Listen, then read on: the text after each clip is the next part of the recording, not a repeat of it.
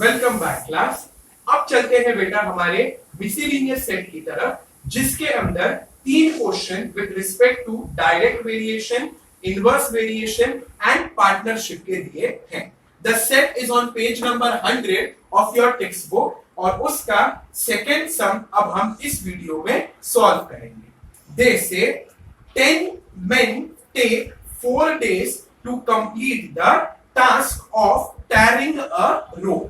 टैरिंग का मतलब होता है उस पर डांबर बिछाना है, तो डांबर बिछाना है एक रोड पर और ऐसे में 10 वर्कर्स को बुलाया गया है। वो 10 वर्कर कुल मिलाकर 4 दिन लगाते हैं, तब जाकर पूरे रोड पर डांबर बिछाया जाता है। So right now the two important thing is 10 man takes 4 days। तो आप सिंपल सा स्टेटमेंट लिखोगे, number of days taken by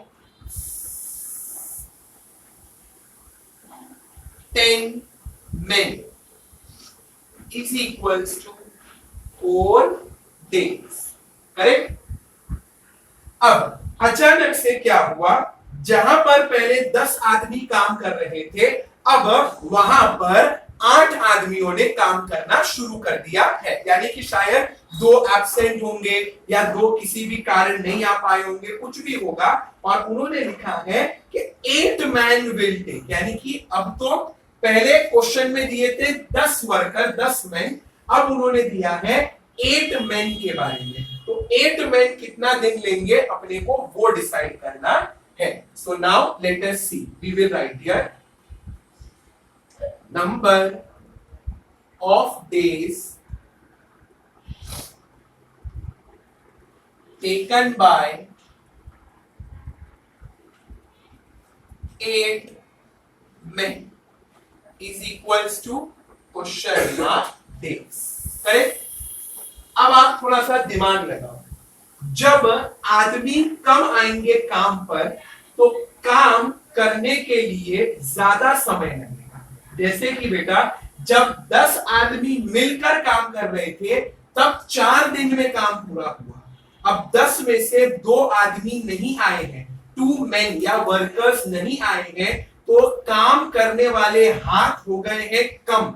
तो अपने आप जो नंबर ऑफ डेज है वो क्या हो जाएगा, ज्यादा, क्योंकि जितने लोग कम काम करने को आएंगे काम का टाइम उतना ज्यादा बढ़ते जाएगा।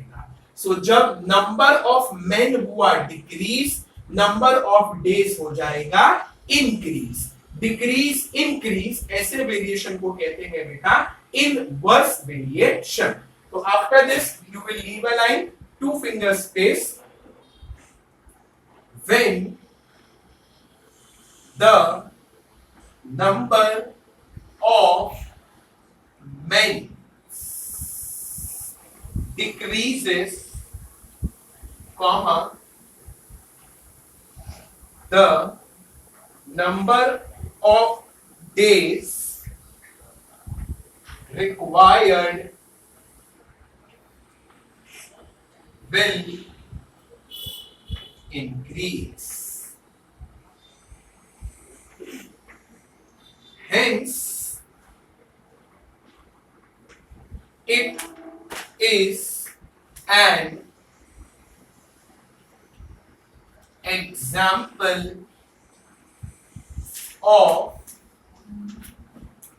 inverse variation। करेक्ट। जब एक ही सम में एक चीज डिक्रीज हो और दूसरी इंक्रीज हो तो आप उसको क्या कहते हो, इनवर्स वेरिएशन। इनवर्स वेरिएशन के अंदर बेटा कभी भी टेबल नहीं बनाया जाता है। तो अब आपको क्या करना है, पहले स्टेटमेंट में जो नंबर आए होंगे उन नंबर्स को साथ में मल्टीप्लाई कर देना है। तो पहला स्टेटमेंट देखो, पहले स्टेटमेंट में है 10 और 4, तो आप लिखोगे 10 multiply by 4।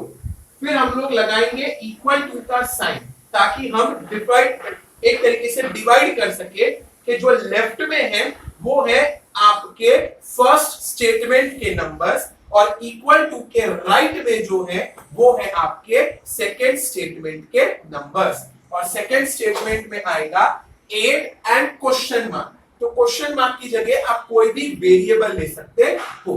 This time I will take 8 multiply by z, any variable of your choice जो आपको ठीक लगे, और फिर वही इक्वेशन वाला pattern, a number multiplied with a variable always becomes the denominator।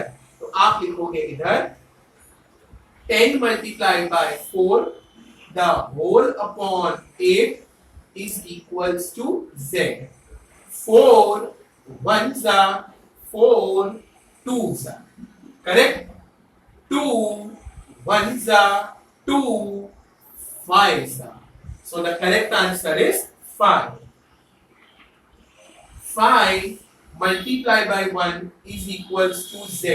क्या ये सही तरीका है बेटा लिखने का? करेक्ट तरीका है z is equals to 5। Answer,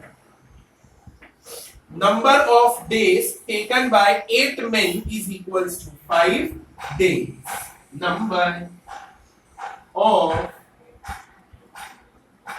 days